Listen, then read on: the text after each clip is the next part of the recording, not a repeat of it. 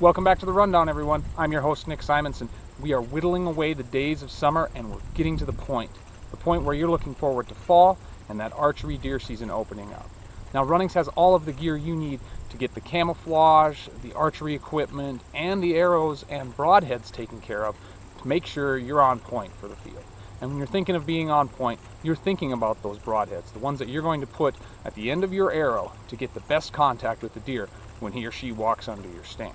Now, there are two different areas to explore when you stop in at your local Runnings and you see the dozens of options in front of you, and they are the traditional fixed broadheads versus the mechanical broadheads, which have risen in popularity over the last 10, 15, 20 years. Now, there are pros and cons to both sides, so you want to explore these options, talking with the friendly staff and getting some ideas as to how to best employ those with your shot style and with your type of hunting when it comes to deer. Now, first and foremost, fixed blades have been around for generations, 50, 60, 70 years.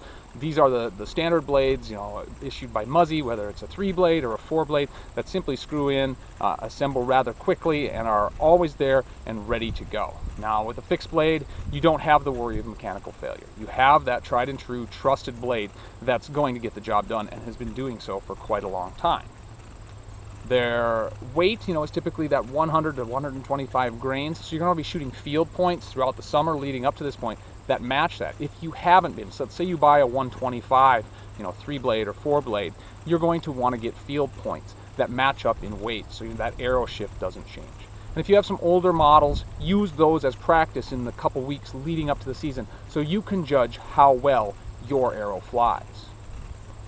Now, on the other side of the aisle, we have mechanical broadheads like those issued by Rage, multiple models by companies like Rage that expand upon impact. Now, they stay folded and closed until they make that contact with the side of the deer. And when they do, those blades deploy. Now, as we talked about the standard fix, there's no shifting, there's no popping of an O-ring, there's no deployment. But with these mechanical ones, the benefit that comes from that is you get a wider cutting angle. Now, let's say you miss a shot, you shoot back or you shoot low. When that blade expands, it's typically wider than how it ends up, how it locks into place. So you have that 1.5, or maybe it sneaks up to 1 3/4 before it closes back down to that regulation area. So when you make that wider cut, you're doing more damage and ensuring a more humane kill.